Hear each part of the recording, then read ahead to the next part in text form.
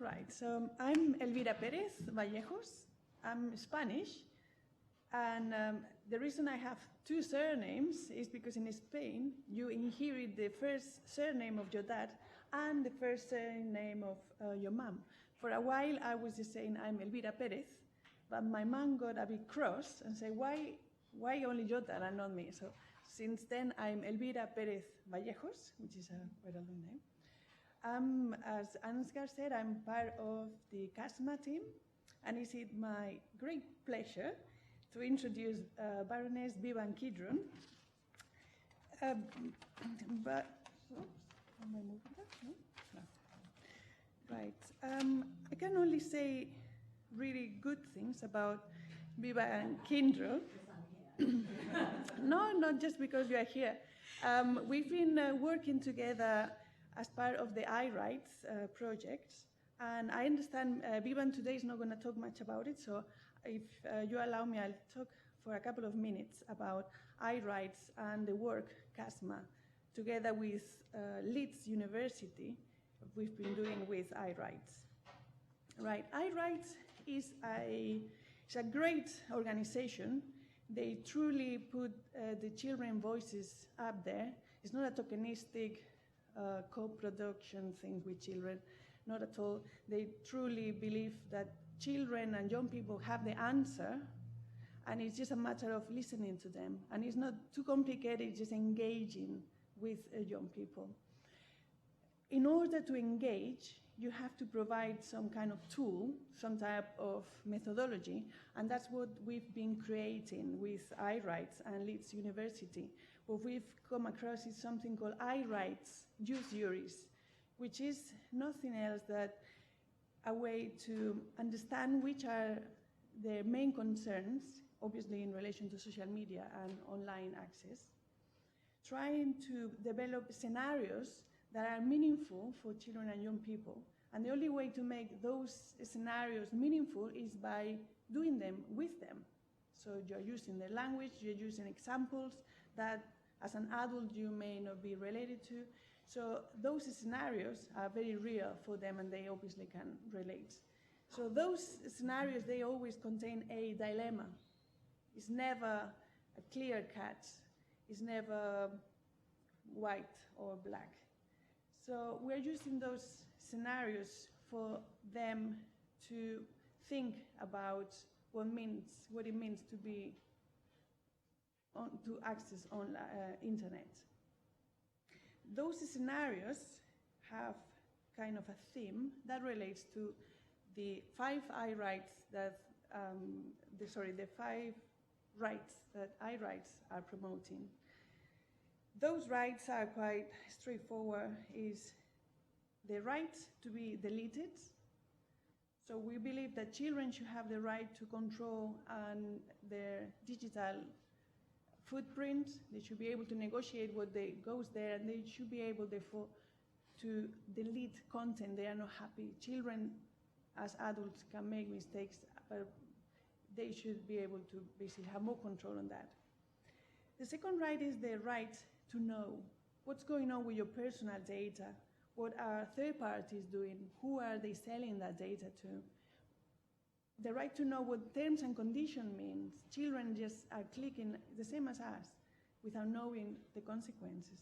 And I really believe that's completely wrong. The third right is for children to be safe, to be protected, to be removed from all the harm, the cyberbullying, all the potential damage that social media can cause on children. Children should be protected. Internet is an amazing medium, and it should be, in an ideal world, a platform for learning, for sharing, for communicating. The fourth right is the right of agency. They should have the knowledge to be able to understand how internet works, and therefore make conscious decisions and be informed. And that's what we, over and over, we see within young people. They are a bit tired of internet safety programs. They know everything about internet safety. What they want is the knowledge for them to be able to decide and to make conscious decisions. And the last of the iRights is the right to be Yes, digital literacy. So the I rights use juries, that's what are aiming by providing that scenarios where young people are basically putting the internet on trial.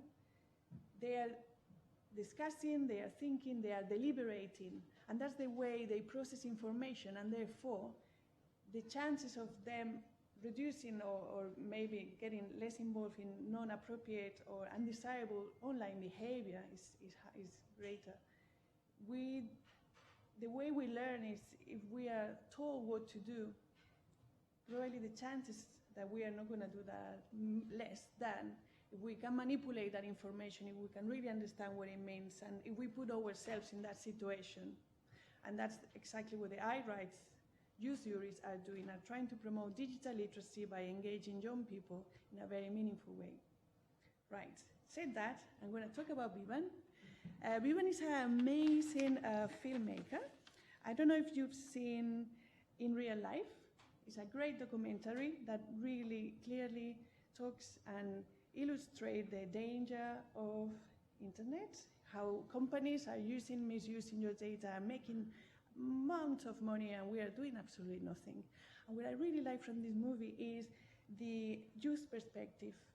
Beeban has this ability to ask those questions that everybody wants to ask, but maybe is not politically correct. So she really puts the finger and makes the way she connects with young people is quite remarkable. She's done quite a lot of movie documentary for television. She's the co-director of Cross Street Films. And 10 years ago, she co-founded the educational charity Into Film and has set up over 8,000 film clubs in UK. She's a council member of the Institute of Contemporary Arts, a patron of Law Action Worldwide, and president of Voluntary Arts. In 2012, she was appointed to the House of Lords. Actually, Tuesdays is her House of Lords activity. That's why she cannot be here in the afternoon. And she sits there as a crossbench peer, which I understand you don't have any political definition, but you are just there to discuss and make sure politicians are doing what they should be doing. And just to close, I would just go like to, I think what I admire more from Beeban are her qualities as a person, her values, and I think she's a proper fighter.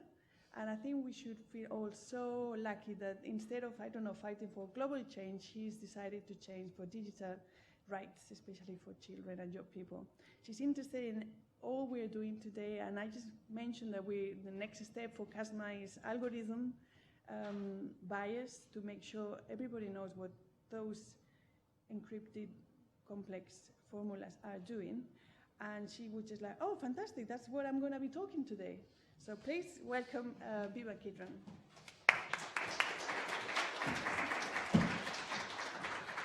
It's quite tough to be a hard act to follow when it's yourself, hey? So thank you very much, Elvira, for saying all that. And I probably can't be prevented talking about I rights a little bit, or the 5 rights, as I like to call them. I am really grateful to be among you, and I'm really interested in the output of the work. And as Elvira said, unfortunately today is my committee day in the House of Lords, so I cannot be there this afternoon, but I am very much intending and looking forward to the output of your day. I've been invited to talk about kids, and by, young people, children, kids, whichever way I refer to them, what I'm talking about is young people under the age of 18, which is formally the age of maturity. And also specifically to ask why I campaign to deliver children's rights online, and a campaign which has given birth to these 5 rights, of which you've already heard something, and I will probably say a little bit more. 5 rights which I believe need to be designed and implemented into all digital and internet technologies as standard. Not if you fancy it, but as standard. There's 3 things that I really want to talk about is about this sort of concept of good and bad information and why we have to perhaps beware that idea.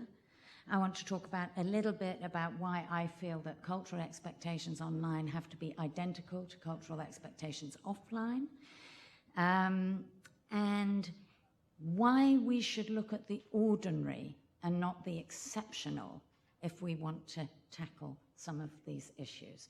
It is particularly in the area of kids, people look immediately to the extreme and say, this is what we've got to deal with. And I will argue, or I do argue, that actually by not dealing with the centre, we're always playing catch up over here, and we never, never will.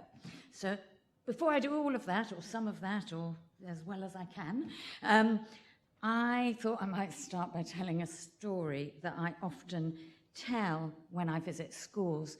And as Elvira's already said, I visit a lot of schools. I talk to a lot of kids, and if we have managed to capture the voices of young people, it was by that process of going via young people to work out what the problem was. But this is not actually a story about kids. This is a story I tell to kids about to adults. 3 years ago, when I was working with a colleague on a film who got married during production, she and her new husband decided that they would not try and have children for a couple of years. They wanted to enjoy their time as a couple, they wanted to go traveling, possibly buy a house, you know, all those sorts of things. But not long after the wedding, my colleague decided to Google some websites to work out how long she would have to be off the pill before she attempted to get pregnant when the time came in the future, when they were going to have kids. But the next day at work, while she was away from her desk, the person who sat next to her saw an advertisement for a baby-related product on her laptop. That colleague mentioned to her boss, their collective boss, that she had reason to believe that the pitter-patter of baby feet would follow this recent marriage. And it wasn't really a hostile act, just a sort of a little bit of office gossip, the delight of being the first to know, the first to tell. And the boss, who was slightly horrified that he was going to have to temporarily replace one of his best employees at a busy time, was absolutely delighted when later that day he bumped into an ex-colleague who mentioned she'd been offered a job she didn't really fancy and was looking for something short-term while she looked for the perfect job. And he asked her, in the heat of the moment, to turn down the job. A couple of hours later, the boss realised, of course, he hadn't formally been told that my colleague was pregnant. So he phoned her at home and found that she was out.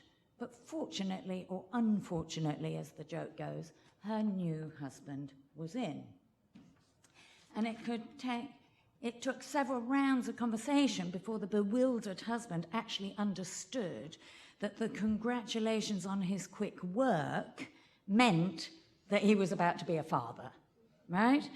When my colleague eventually returned home, she found her husband sitting in the dark with more than one bottle of beer by his feet, and over a period of an hour, he repeatedly demanded her to tell him what news she had.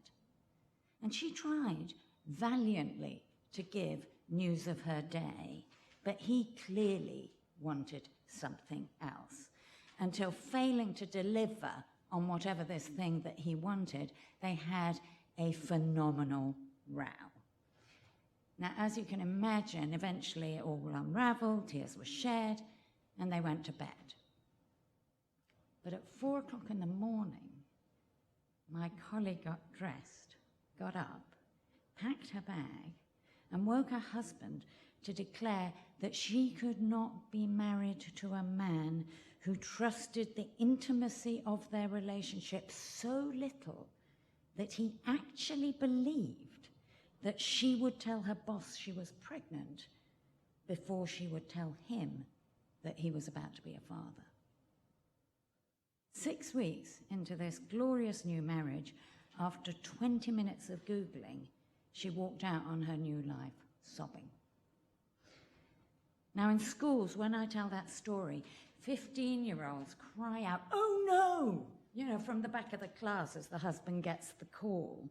And it's not her fault when he sits in the dark, and don't do it when she packs her bag.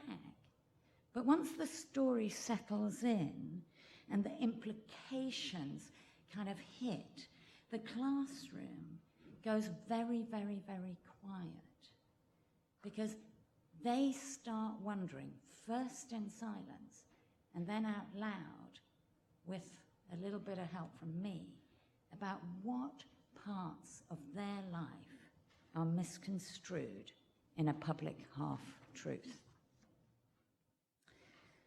Our world, our new world, harvests information on a previously unimaginable scale, with little context, no regulation, and no duty of care. And it is so easy for us all to fall into the trap of discussing information as if it were good or bad, worthy of distribution or not. False information is dangerous. Uncontextualized information has unintended consequences, but all information is powerful. And as illustrated by the story, you don't actually have to be doing anything wrong to need privacy. Indeed, my colleague, her boss, her husband, the woman who turned down the job, the person who saw the ad, none of them did anything wrong, and yet all of them were upset or implicated in what unfolded. This is the world that children inhabit as they enter blindly in their tens of millions every day into agreements they do not have the legal capacity to uphold. A world in which private companies whose share price is valued according to the number of clicks and users use sophisticated algorithms to orchestrate behaviors and deliberately seek to create habits that are predicated on commercial concerns. Those commercial concerns not only don't have young people's interest at heart, they're not even considering young people at all. They're not in the field of vision. It's a world in which information routinely passes hands based on the premise that 1 and 1 equals 3. It is unarguable that digital technologies are our future and have the capacity to positively change the world. But how and for whose benefit we deploy technology is the question. And I would argue that in an effort to determine what an ethical social media policy might be and what interventions are necessary to deliver it, that you will actually find more robust answers in trying to answer that question: on whose behalf do we deploy technology? Therefore, what do we need to do? Than actually only looking at behavior, which has been one of my frustrations since I've been in this world talking about things, that people keep on going to content and behavior and not look at the purposes of the technology, the underlying purposes that determine the structural design of the technology we're using. So I guess what I'm really talking about is about uses and abuses that are inherently structured into the technology. It is simply the case, and I don't think anyone would argue against this, that the communitarian values of the original internet inventors and the community that grew up around that have been subsumed by commercial interests and commercial values. Commercial interests that take the form of a battle for attention.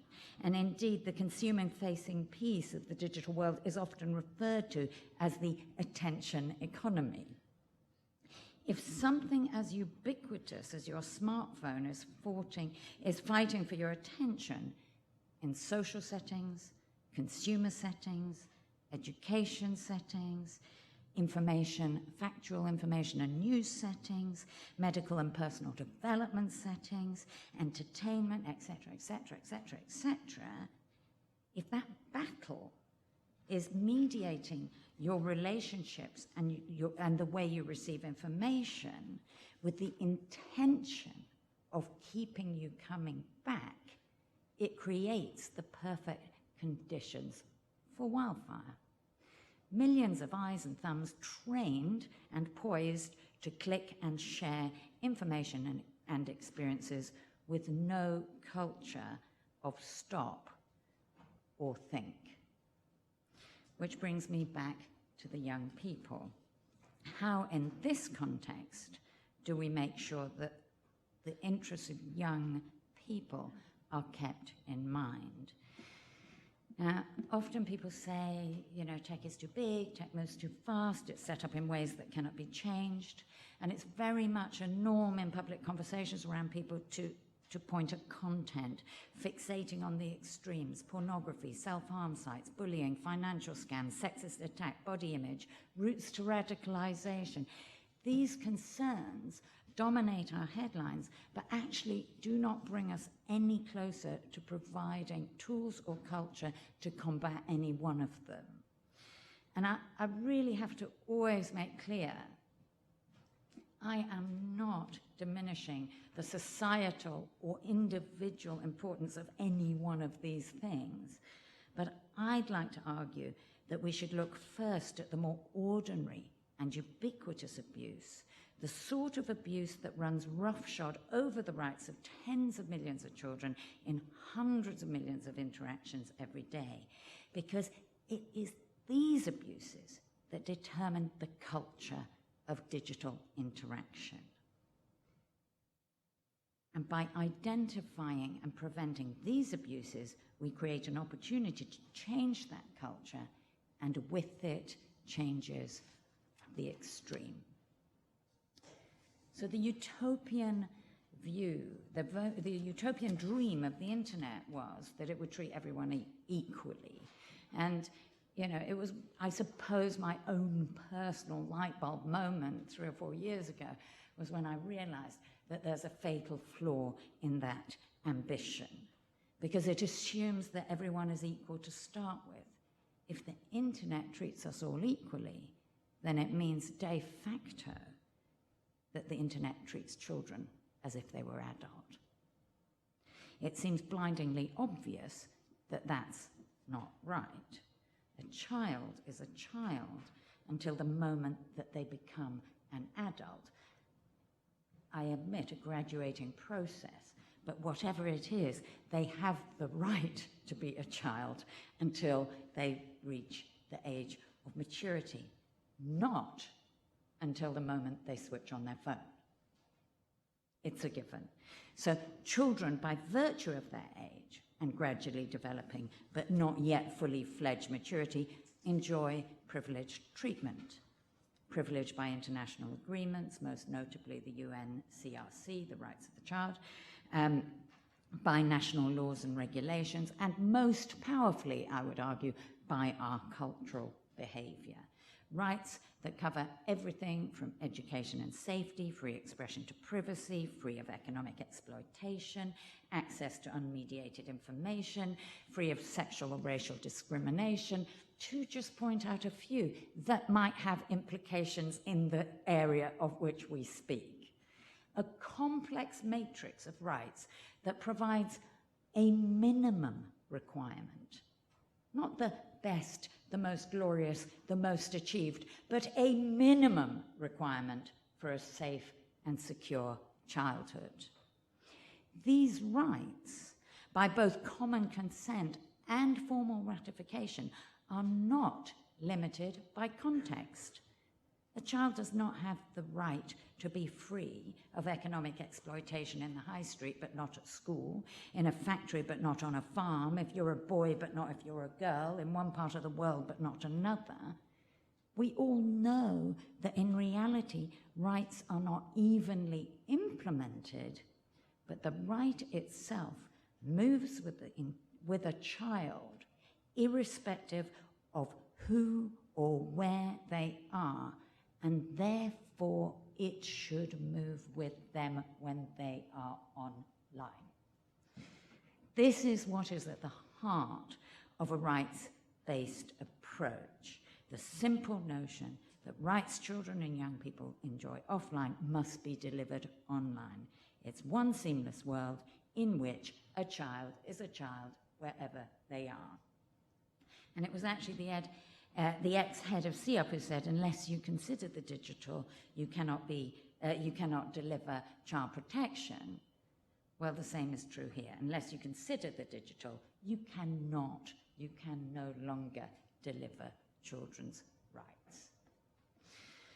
So the 5 rights framework does not add or change any existing rights, but sits alongside the UNCRC by considering rights in a digital context, a single overarching set of rights that would, if implemented as standard, create a digital world in which the under-18s maintain their offline privileges and protections online.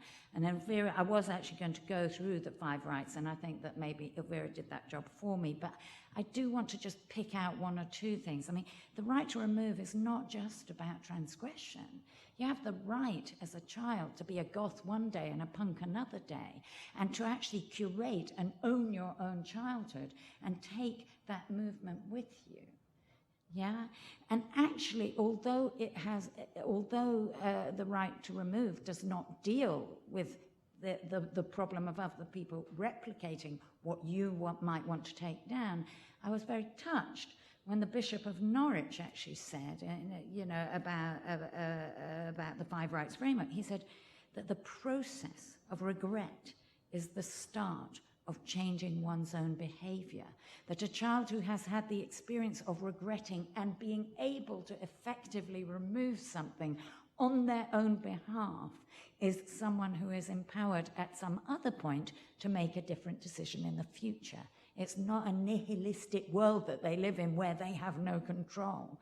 And I thought that was a really good point from a sort of surprising perspective. The right to know, again, absolutely not only who has taken it, what it's being used for, who it's being shared with, on what basis, but actually a meaningful opportunity to engage with that. So it's not, we take your information or the internet doesn't work for you.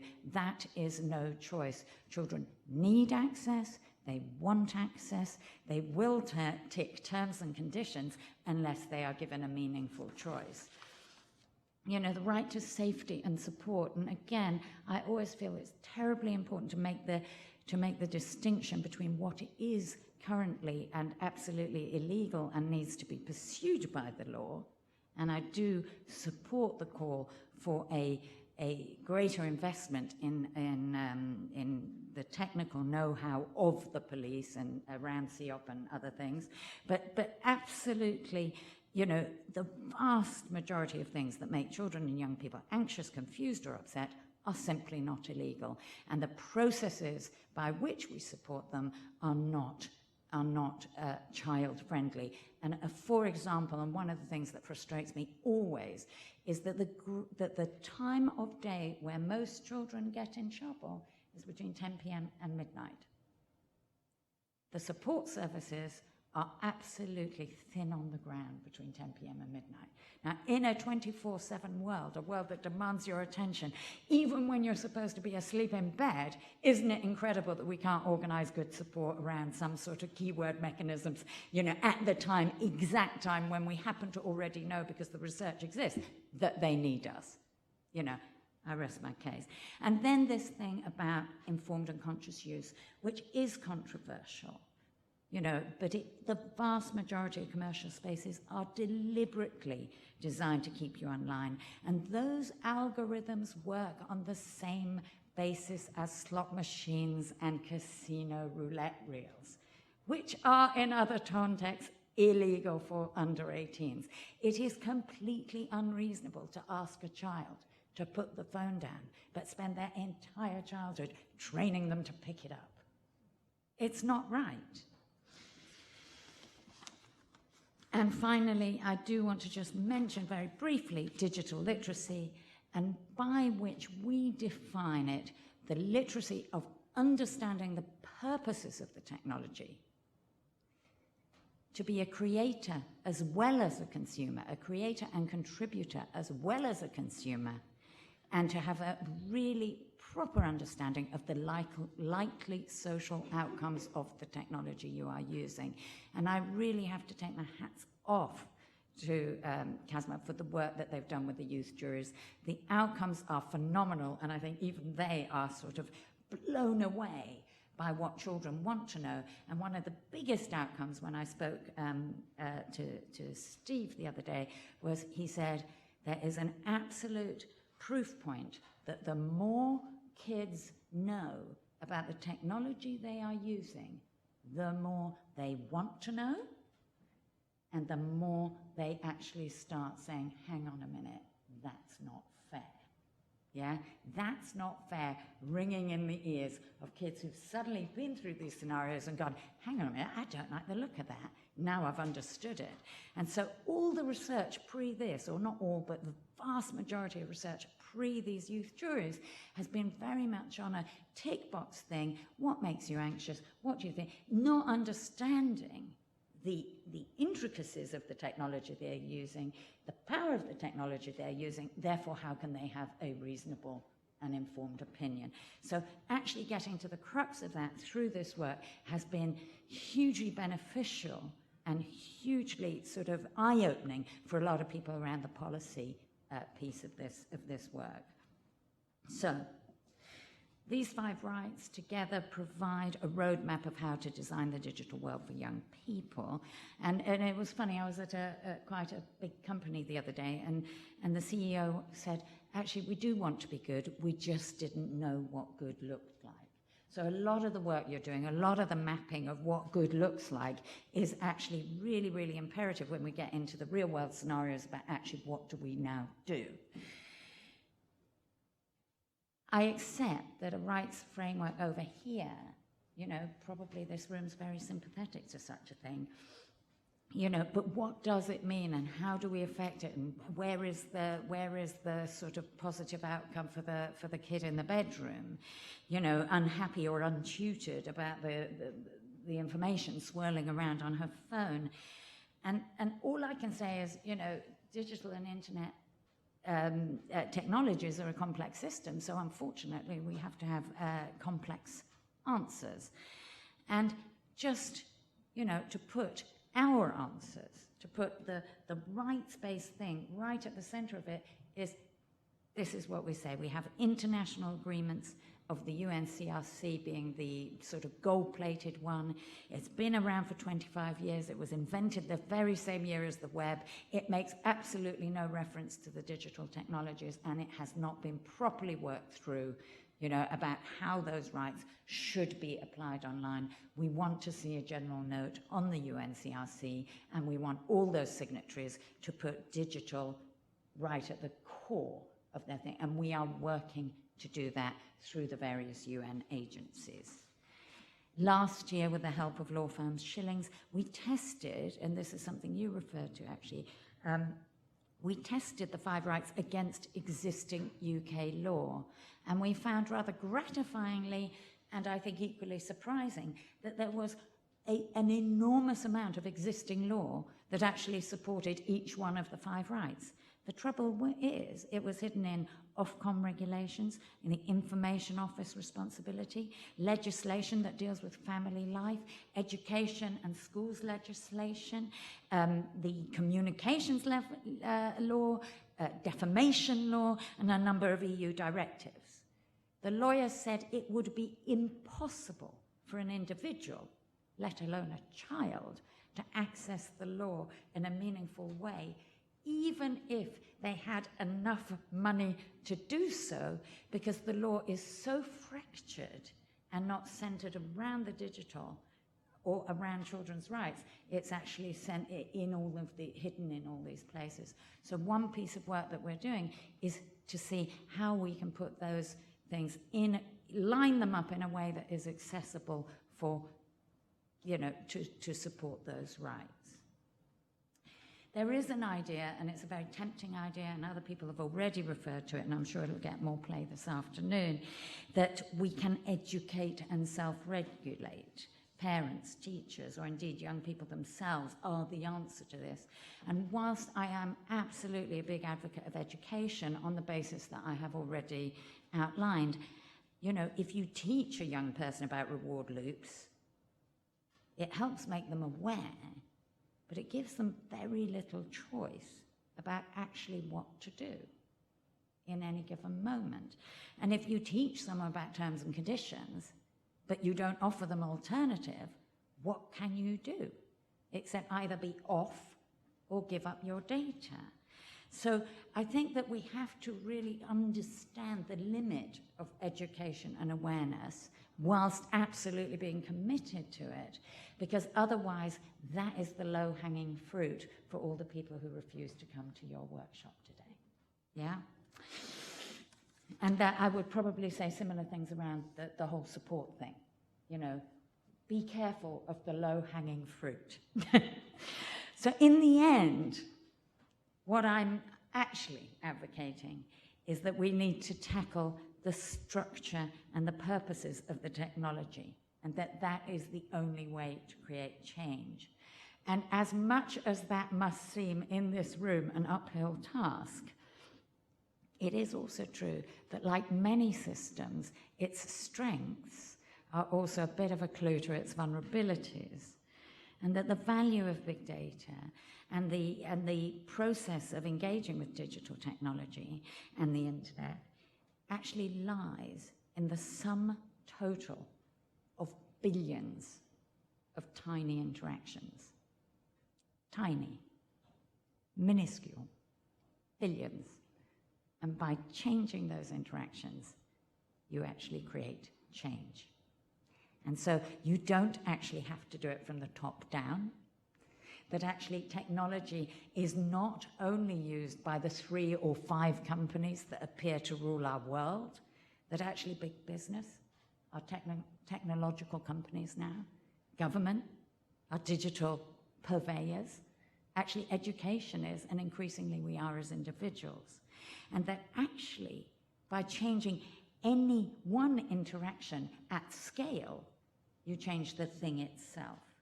The possibility of cultural change resides in our capacity to challenge the straitjacket imposed upon us by the commercial web. And in a way, you know, it's always called, what's the phrase? Disruptive technology. We have to disrupt the disruptors. That's the way of thinking about it. And as pie in the sky as this may, I'm looking at your faces now and saying, what is she on about? I would like to actually mention that actually with that idea, because it was the logical conclusion of all the policy work that we are, you know, that we were engaged in, that over the last few months, I have, with others, taken this idea and looked at how one could make tools that put choice and control in the hands of young people. And our idea was to make proof of concept prototypes that actually reveal the inequalities and the lack of choice in most commercial digital spaces. And that that actually it's a question of commercial will rather than technological invention that is actually at the root cause of those inequalities. And we actually had a very interesting prospect, which is we didn't say we had to, unlike a lot of startups, if you want to call us that, we're not quite that, but you know, it has that shape. Rather than trying to make hundreds of millions of pounds, you know, we thought that there was as much value in failure as there was in success. And by that I mean that the things that we were able to invent that were not allowed by the power and structures of the net were as important tools of learning as the ones that were, yeah? And just to sort of, you know, allude to some of the things we're doing, just to make it sort of real in the room. So there's the obvious act of rewriting terms and conditions to uphold the laws on commercial exploitation of children and young people. That's very straightforward. That's rather old world. It's a legal thing. But once you start doing it, it has some very, very interesting choices for companies outside the tech companies about how they want to collect children's data or not, perhaps. And we're very close to having some formulated options. So there is no excuse. Yeah? An app that actually creates the possibility of a much more nuanced choice of on and off. If you notice, the on-off is not really an option for young people, and on is a problem, yeah?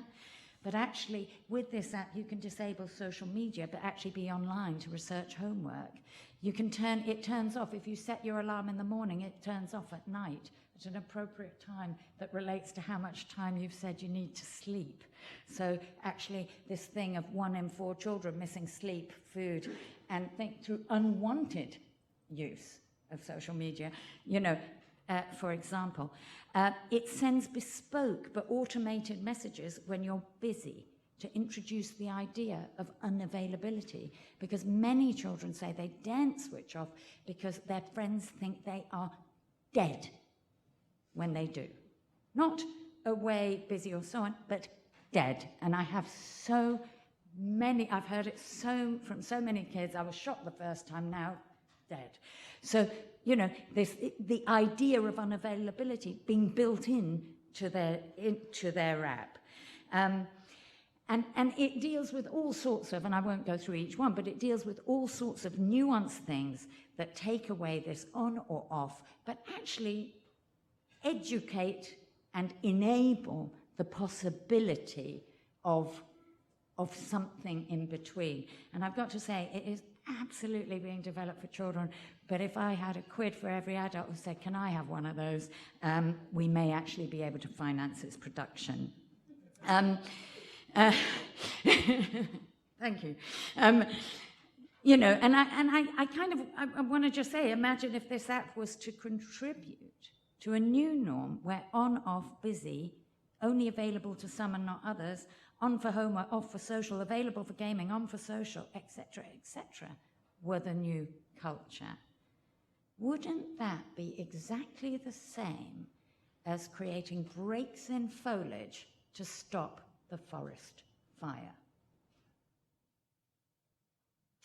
So, and actually I just want to mention one other little piece, which I wasn't going to mention, but because someone already mentioned it, is that one of the things we're doing is to create a real-time digital picture of your data spread, so that any time, it's called the bubble, and at any time you click on the bubble and it says, sorry, don't want to burst your bubble, but this is where your data is right now, who's following you, where it's going, where it's bleeding. And actually, if you look over there, Emily seems to be a bit of a gas. It's all going out through Emily right now. But it's social media, commercial media, third party, and so on. So a kid has an absolute visual understanding of where they sit in that universe of shared data at any given moment. And I am not saying that the solution to all of this is a bunch of apps. Some will succeed, some will fail. As I say, failure is also important.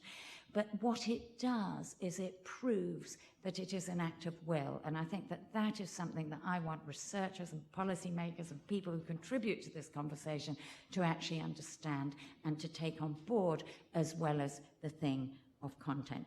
So in finishing, which I will do, is that my argument is that the sorts of discussions that you're going to have today must consider the structures of the net, that a child trained to respond by a lifetime of exposure to algorithms that are designed to fuel an attention economy cannot be expected to self-regulate, that, as one kid said to me, Miss, are we just rats in the lab of Google?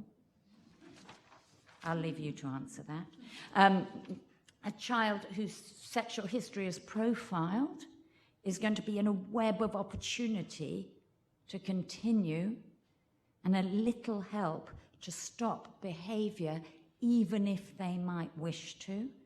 A child who is isolated by seeing endless edited highlights of endless joy of others in the stream of social media, and not able to negotiate the long-form truth, which is the full range of boredom, misery, awkwardness that proximity exposes, is much easier prey for depression, anxiety, or those who purvey propaganda or promise of other things. A child that is compulsively attached to the demands of social media that are deliberately designed to share with algorithms that push words like bottom and fat further than words than sad or alone, that actually take keywords that act as steroids on those posts, so they do actually go further if you say certain things and therefore encourage certain things to be said. That child is poised to be overexposed and vulnerable. And I was struck a little while ago by a psychiatrist's comment that adolescence was a time of raw and public embarrassment, that they feel embarrassment, routinely feel embarrassment as an act of violence, like we might experience an act of violence. And I think in that moment, I understood that whilst many millions are unhappy, that the desperate measures, and I have spoken to children who've attempted suicide, parents who've lost children, and so on, and you just can't imagine what could be so bad. But the unseen audience that you speak about preys heavily on a young child's mind, you know. And I think that what I'm really trying to allude to is that unless we tackle the structures, unless we take a rights-based approach, and unless we can actually design new norms, we actually create the perfect conditions for the wildfires. Thank you very much.